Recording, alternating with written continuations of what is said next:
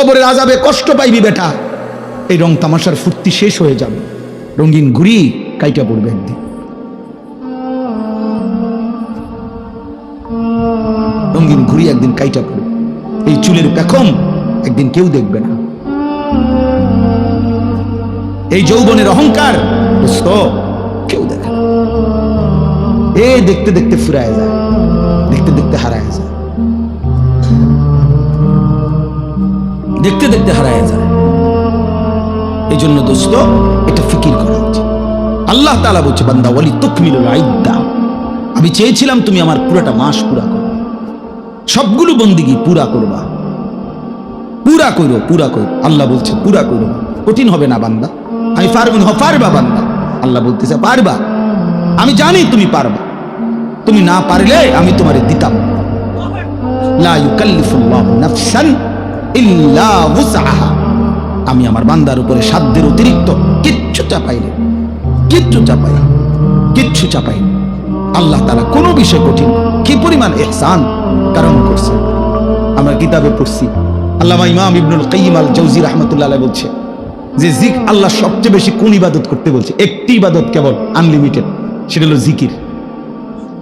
জিকিরের কোনো কি নাই, পরিমাণ নাই। প্রতিদিন 10,000 বার জিকির করলে যথেষ্ট না এমন কথা নাই, আবার 1000 বার করলে হইছে না এমনও নাই। এই জিকির একমাত্র আনলিমিটেড, মানে হিসাব ছাড়া করতে থাকো। কাসীরা উযকুরুল্লাহ যিকরান কাসীরা। কিন্তু নামাজ এটার হিসাব আছে, রোজা এটার হিসাব আছে, যাকাত এটার হিসাব আছে, হজ এটার হিসাব আছে, ঠিক না? মানে শুরু আছে, শেষ আছে, নির্ধারিত সময়সীমা আছে, নির্ধারিত পরিমাণ আছে, নির্ধারিত পরিমাণ। ফরজ 4 রাকাত, আপনি 4.5 রাকাত হলেও কথা বুঝছেন। কিন্তু জিকির একটি ইবাদত যেটা জবান দিয়া বান্দা করে, এটা পরিমাণ নির্ধারণ নেই। তো আল্লামা ইমাম ইবনুল কাইয়িম রাহমাতুল্লাহ আলাইহি বলে যে আল্লাহ তাআলা জিকিরকে হিসাব ছাড়া আনলিমিটেড বলছেন, করতে থাকো, করতে থাকো, বাড়াইতে থাকো, বাড়াইতে থাকো, কাসীরা কাসীরা, বাড়াও বাড়াও বাড়াও, আরো আরো আরো।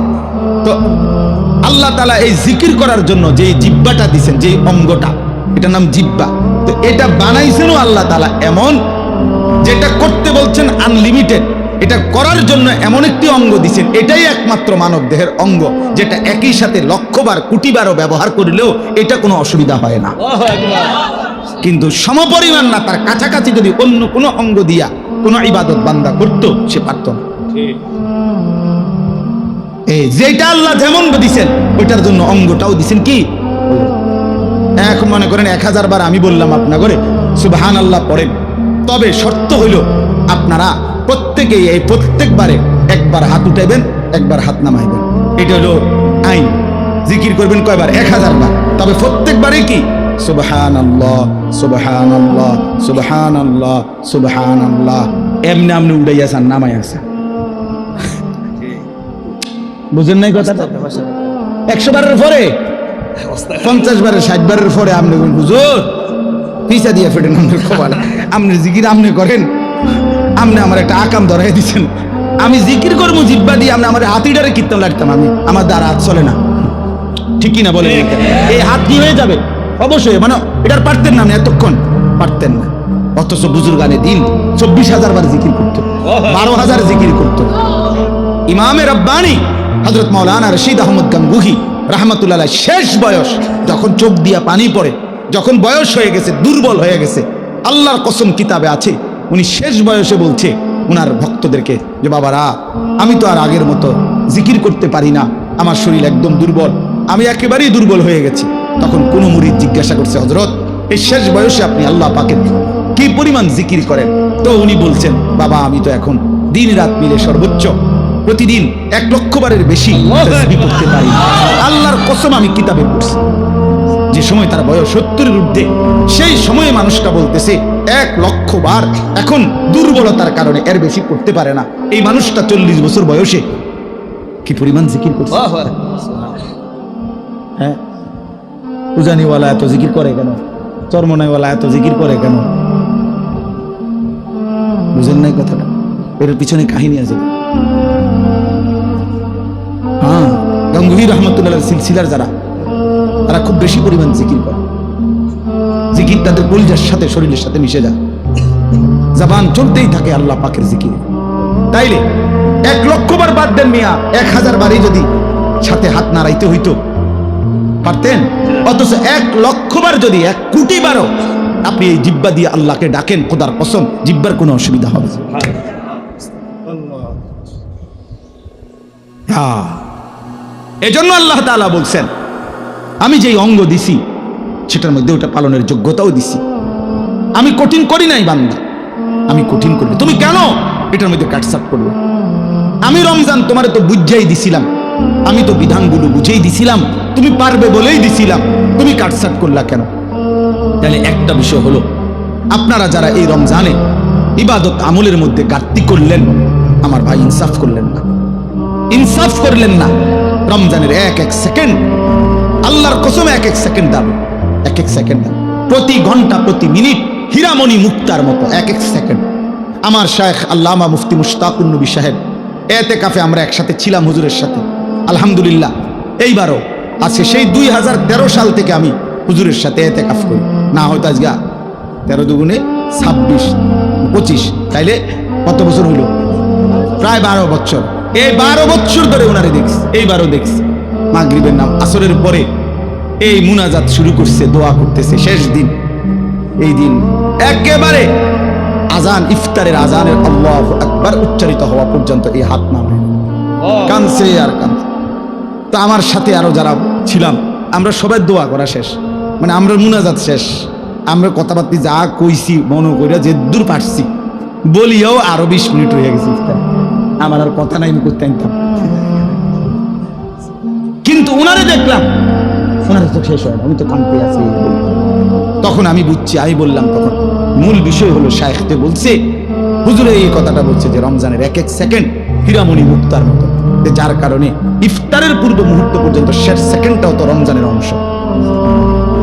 এজন্য শেষ সেকেন্ড পর্যন্ত উনি কাঁদছেন, শেষ সেকেন্ড পর্যন্ত আল্লাহর বন্দেগী করছেন। এজন্য ভাইয়া রমজানকে কদর করা উচিত ছিল, কদর করা উচিত ছিল। এখন আসেন এবার কথা সংক্ষেপ করতে চাই। রমজানের পরে আল্লাহ বলেন যে বান্দা আমার প্রথম চাওয়া তোমার কাছে, তুমি রমজান পূর্ণ কইরো, মাসটা পুরা কইরো, আমার ইবাদত বন্দেগী দিয়া পুরাটা মাস জীবনটা সাজাইও, আমল কইরো। এরপরে ওয়ালিতুকাব্বিরুল্লাহ আলা মা হাদাকুম, যেদিন আমি আল্লাহ রমজান শেষ করে ঈদের চাঁদ উঠাবো, শাওয়ালের চাঁদ উঠবে, রমজান শেষ হবে, তো আমি যে এই একটা মাস তোমারে সিনাইলাম, তোমারে আমি বুঝাইলাম, আমলের তৌফিক দিলাম, হায়াত দিলাম, হেদায়েত দিলাম, এটা ইফতার, এটা সাহারি, এটা রোজা, এটা তারাবি, এটা এতেকাফ, এটা হলো সবে কদর, এমনে করো এমনে করো এমনে করো, আমার রসুলের মাধ্যমে তোমারে যে আমি সব কিছুর পথ দেখাইলাম, এই যে আমি নিয়ামত দিলাম, তো এই খুশিতে, এই কৃতজ্ঞতায়, এই জন্যে তুমি চাঁদ উঠলে ঈদের নামাজের পূর্ব পর্যন্ত আমি আল্লাহর তাকবীর বড়ত্ব বলতে থাকো। আল্লাহু আকবার, আল্লাহু আকবার, লা ইলাহা ইল্লাল্লাহু ওয়াল্লাহু আকবার, আল্লাহু আকবার ওয়ালিল্লাহিল হামদ। আল্লাহ আপনি বড়, আপনি বড়, তাই বলেই আপনি আমারে রোজা রাখবার তৌফিক দিছেন, আপনি বড় ইফতারের সুযোগ দিছেন, আপনি বড় বলেই আমার সাহারির সুযোগ দিছেন, তারাবির সুযোগ দিছেন, এতেকাফের সুযোগ দিছেন, সবে কদরের সুযোগ দিছেন। আল্লাহ আপনি বড়, আপনি বড়, আপনি বড়, আপনি বড়, আপনি বড়। রমজানের চাঁদ উঠছে যেদিন, এই বছর আমি সেদিন আমার শায়েখ আল্লামা মুফতি মুশতাকুন নবী সাহেব হুজুরের সাথে মদিনা শরীফ ছিলাম। মসজিদে নববীতে রাসূলুল্লাহ সাল্লাল্লাহু আলাইহি সাল্লামের রওজায়ে আতহার, রওজা মুবারকের ঠিক পিছনে ছাতার নিচে আমরা বসা, এই বসে নবীজির রওজা শরীফ দেখা যায়। তাকায় তাকায় আসি আমরা, এরকম সময় সূর্য ডুবছে, তো মাগরিবের আজান হইছে। ওই দিন মাগরিবের নামাজ দাঁড়াইতে ইমাম সাহেব একটু দেরি করছে, বুঝা যাইতেছে যে একটু দেরি হইতেছে। এরপরে ইমাম সাহেব দাঁড়াইছে, নামাজ পড়ছে। নামাজের মধ্যে প্রথম রাকাতেই ইয়া আইয়ুহাল্লাযীনা আমানু কুতিবা আলাইকুমুস সিয়াম, এটা পড়ছে এই মদিনার ইমাম, মসজিদে নববীর ইমাম। তা সালাম ফিরাইয়াই আমি বললাম সাথে ডানে বামে আমার সাথে যারা ছিল আমাকে, তা করে বললাম চাঁদ উঠছে। হ্যাঁ, তারা বললো কেমনে বুঝলেন হুজুর? আমি বললাম ওই যে তেলাওয়াত করছে, আয়াত পড়ছে, এটাই বোঝা যায়। ওই না তার মাইকে বলে না, তো এমনি বুঝছি যে চাঁদ উঠছে, কারণ ওই জন্যই সিয়াম পড়ছে, রোজার আয়াত পড়ছে। তো এখন বলার উদ্দেশ্য হলো সালাম ফিরাইয়াই ইমাম সাহেব তো একটু পরে সাথে সাথে জানাজার এলান হয়েছে। মক্কা মদিনায় প্রত্যেক ওয়াক্তের পরে জানাজা হয়, তো মাগরিবের পর পর তখন জানাজা হয়েছে। তখন আমার যেটা উদ্দেশ্য বলা, আমার শায়েখ আল্লামা মুফতি মুশতাকুর নবী সাহেব আমার এই হাতে টান দিয়ে বলছে, মাওলানা হ্যাঁ একটা জিনিস ভাবেন, এই এখন যাদের জানাজা হবে এই মানুষগুলো গত 2 মাস আল্লাহর কাছে রমজানের জন্য দোয়া করছে, কিন্তু আজ তো সত্যি সত্যি চাঁদ উঠলো, এরা তো হায়াত নেই। আজকে এখন মাগরিবে যাদের জানাজা হবে এরা কি গত 10 দিন আগে মারা গেছে? এরা তো আজকে মারা গেছে।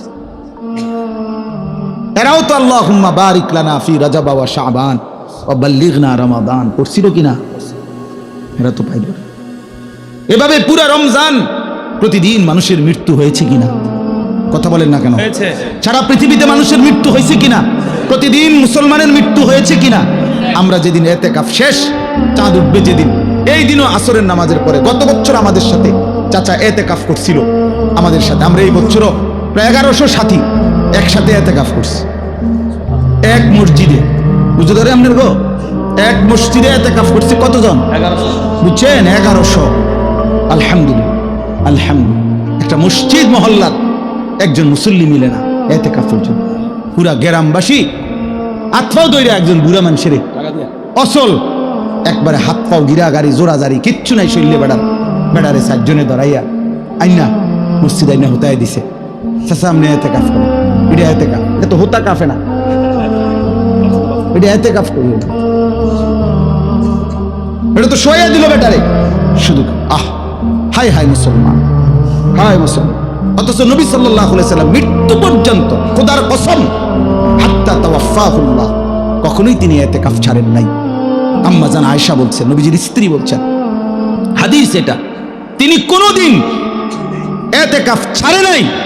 আশেক কোনোদিন ইতিকাফ করে নাই। ঠিক আছে আশেকের রাসূল, হাসরের ময়দানে রাসূল রে তোমার ইশক বুঝাইয়া দিও, বলে দিলাম। আশেক সেদিন প্রমাণ হবে জিলাফির আশেক না রাসূলের আশেক। হাসরের ময়দানে কথা হবে।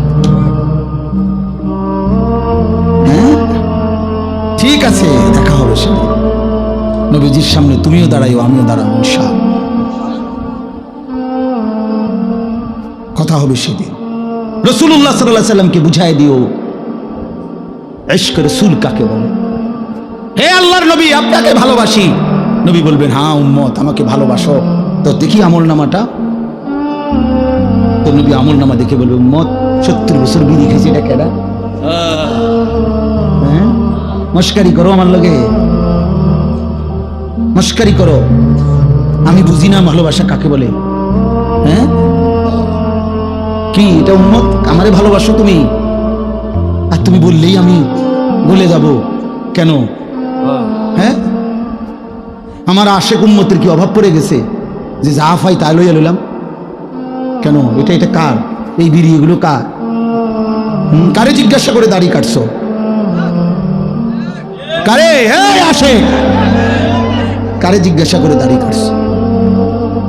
70 বছর যে তোমার ঘরে রঙিন টেলিভিশন চলছে, এটা ইশকে রাসূল? 50 বছর ধরে যে ওজনে 2 নম্বরই 6 নম্বরই করে কামাই করছো, এটা রাসূলের ভালোবাসা? ফালা বেটা, চল টান থেকে বেটা, সোহকান সোহকান দূর হ বেটা, খোদার কসম এটা হাদিস। হাদিস কি না এটা? অবশ্যই 100%। আরে বেটা এটা রাসূলের হাদিস বেটা, নবীর হাদিস, বুখারী শরীফের হাদিস। সোহকান সোহকান আল্লাহর নবী বল, চল বেটা। নবী বলবে, দূর হ বেটা, দূর হ বেটা। আমার হাউজে কাউসারের পানি এটা 15 টাকা বোতলের পানি না।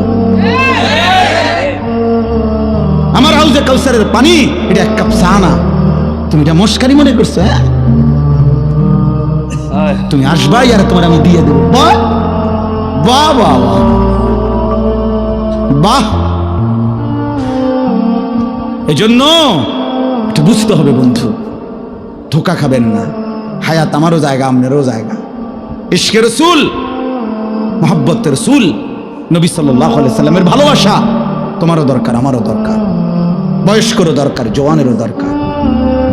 কিন্তু আক্ষরিক অর্থে কাগজে কলমে বুঝায়, কাগজে কলমে বুঝায় দেয়। হালাল হারামের পার্থক্য নাই যার মধ্যে, সে কিভাবে রাসূলের আশেক? হুজুর বলেন পাক না পাকের যার মধ্যে কোনো পার্থক্যই নাই, তুমি কিভাবে নবী প্রেমিক? আরে ভাইয়া এতটা সহজ বাংলা কথা যে বুঝে না হাতের কিতা করো, তোমার আর কেমনে বুঝানো? এটা না বুঝার কি আছে চাচা? বলেন চাচা, এটা তো একটা বাংলা কথা, সহজ কথা।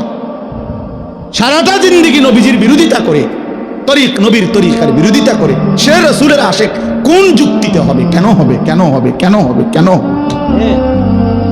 আরে ভাইয়া কেন হবে? এত বড় জুলুম কেমনে করলেন? এত বড় বোকামি কেমনে করলেন? আল্লাহ আমাদেরকে বুঝ দান করে, আল্লাহ আমাদেরকে মাফ করে দেন। ফিরে আসেন ভাইয়া, ফিরে আসেন। নিজের হায়াত আপনার হিসাব আপনার কাছে, আপনার হিসাব আপনার কাছে, আপনার হিসাব আপনার কাছে। যুবক ভাইয়া, বন্ধু নষ্ট হইও না বন্ধু, কেউ কাউরে মনে রাখে না রে দোস্ত। এই ঈদ পরবর্তী এই আজকে 2-3 দিনে অনেক অ্যাক্সিডেন্ট হইতেছে, অ্যাক্সিডেন্ট হইতেছে। হ্যাঁ, আজকে আমাদের চান্দিনা, আমি এখন গেছি শ্বশুর বাড়িতে দুপুরে, এই আস দেওয়ার সময় শুনতেছি যে আস্তা বাস ফিলারের লগে, কারেন্টের ফিলারের লগে লাগাই দিছে, ফিলার এটা ভেঙে গেছে, পুরাটা বাসের উপর। প্রায় 20 জনের মধ্যে 3 জন জায়গাতে মারা গেছে, বাকিটা একেবারে হাত পা ভেঙে গেছে। দোস্ত, রং তামাশার এই দুনিয়া, তোমরা আমি হাত জোর করে বলি, তোমরা যারা মোটর সাইকেল চালাও, প্রিয় ভাই আমার, এই পাগলা ঘোড়া চালাইও না তোমরা। এরকম চালাও তো ঠিক আছে, তোমার প্রয়োজন, কিন্তু তুমি এমন করো কেন? এইটারে লইয়া এরকম এরকম দৌড়াও কেন? কে দেখে তোমার এটা?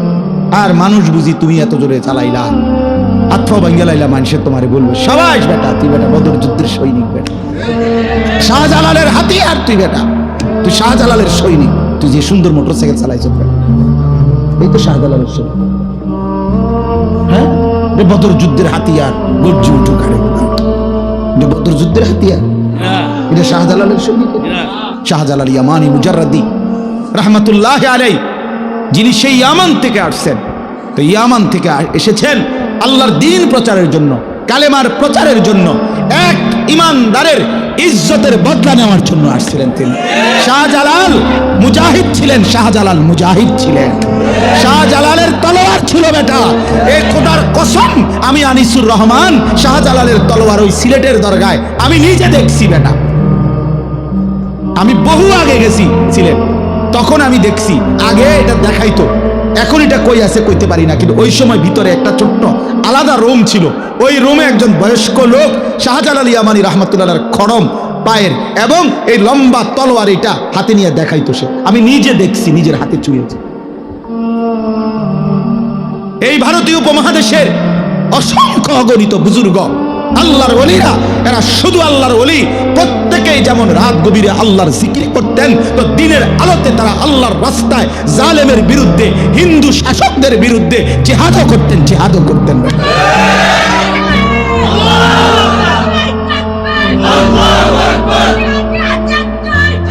আউলিয়ায়ে কেরাম মুজাহিদ ছিলেন, শাহজালাল মুজাহিদ ছিলেন, খান জাহান মুজাহিদ ছিলেন, যুদ্ধ করেছেন। ওই যে আখাউড়ার খড়মপুরের যাকে বলা হয় সৈয়দ কেল্লা শহীদ যাকে বলা হয়, তো ওই কল্লা যদি শহীদ হয় তো নাচতে নাচতেই শহীদ হয়েছে বেটা, কথা বলেন না কেন? যুদ্ধ করে শহীদ হয়েছে, জালেমের বিরুদ্ধে, হিন্দুর বিরুদ্ধে যুদ্ধে শাহাদাত বরণ করছে, তাইলে শহীদ হয়েছেন তারা, মুজাহিদ ছিলেন তারা মুজাহিদ ছিলেন। আজকে শুধু কেবল আউলিয়ায়ে কেরাম, কোন বুজুর্গানে দিন যাদের রক্ত ঝরিয়ে, ঘাম ঝরিয়ে, কলিজা পানি করে যারা এই জমিন ইসলাম আবাদ করছেন, আমরা যদি শুধু তাদের নামে আমরা শুধু কেবল গান বাদ্য, ঢোল তবলা আর বিরিয়ানি খিচুড়ির আনন্দ করি আর এটা নিয়ে খাই দেয়, এটাই তো আউলিয়ায়ে কেরামের মহব্বত, ঠিক না? এটাই তো শাহজালালের ভালোবাসা। তাইলে আল্লাহর জন্য তাইলে জীবন দিবে কে? কালেমার জন্য জীবন দেবে কে? ফিলিস্তিনের মুসলিম মুসলমানকে বাঁচাবে কে? এই বন্ধু, তোমরা আমরা তো সবাই ঈদের আনন্দ করলাম, কিন্তু গাজার মুসলমান, ফিলিস্তিনের মজলুম বাচ্চা তো কিচ্ছু খুঁজে পায় নাই, ওরা তো চোখের পানি ফেলছে। ইফতারের মুহূর্তে বোমা হামলা হয়েছে, সাহারির মুহূর্তে বোমা হামলা হয়েছে, ঈদের নামাজ যেদিন পড়ছে খোদার কসম সেদিনও তাদের উপরে বোমা হামলায় তারা ঈদের কোলাকুলি করে নাই, রক্তের ঘোরাঘুরি খাইছে। আজ তোমরা নওজোয়ান একটা চুলের ফ্যাশনের উপরে মজা পাইয়া গেলা, একটা মোটর সাইকেলের উপরে খুব তৃপ্তি হয়ে গেলা তোমরা, অথচ মুসলমানের রক্তে তোমাদের জিন্দেগি। আহা, এই ছেলেরা তোমরা কি করছো আমি বুঝি না বাপ। কেমনে পারলা এমন সুন্দর একটা জীবন মোবাইল দেখে দেখে শেষ করে দিতে? আল্লাহর জন্য জীবন দিবা কখন? মুসলমানের জন্য চোখের পানি ঝরবে না কখনো? ফিলিস্তিনি মায়ের আহাজারি তুমি শুনবা না কোনোদিন? মজলুমানের আহাজারি পৌঁছবে না কোনোদিন তোমার কানে? এজন্য দোস্ত আমার, বন্ধু আমার, বলি তুকাব্বিরুল্লাহ আলা মা হাদাকুম। আল্লাহ বলেন আমি দিয়েছিলাম রোজা, তুমি যেহেতু কদর করছো এবার তুমি তাকবীর বলো, আমার শ্রেষ্ঠত্ব বলো ঈদের দিনে। আর শেষ কথা হলো আল্লাহ বলেন ওয়ালাআল্লাকুম তাশকুরুন, আমি চাই এত বড় রমজান আমি তোমাকে দিলাম, রোজা, তারাবি, ইফতার, সাহরি, ইতিকাফ, শবে কদর, আমি আল্লাহ তাআলা তোমাকে দিলাম, এত বড় রমজান মাস দিলাম, কোটি কোটি গুনাহ মাফ করে দিলাম, জাহান্নাম বন্ধ রাখলাম, জান্নাতের দরজা খোলা রাখলাম, শয়তানগুলোকে শেকলে বন্দি রাখলাম, তোমার এই ইবাদত আমলের সুযোগ দিলাম, তৌফিক দিলাম, হায়াত দিলাম, তোমার সামনে কতজনকে কবরে নিলাম, তোমারে বাঁচায় রাখলাম পুরা মাস। অতএব তোমার কাছে আমার চাওয়া তুমি আমি আল্লাহর শুকর আদায় করো, তুমি শুকর আদায় করো। ওয়ালাআল্লাকুম তাশকুরুন, শুকর আদায় করো। তো শুকর কি? শুকর হইল তাফসীরের মধ্যে লিখছে শুকর আদায় করা আল্লাহর মানে কি? মানে আল্লাহ তাআলা আমার দেহ আমার জীবনে যেই বিষয়ে যেই হুকুম করছেন, খোদার কসম ওইটাকে ওই বিষয়ে আল্লাহর সেই হুকুম মেনে নেওয়া, এটাই শুকর, এটাই শুকর, কৃতজ্ঞতা, এটাই কৃতজ্ঞ। হাত যিনি দিছেন সেই হাত হারাম কাজে ব্যবহার না করা, এটা হাতের শুকর।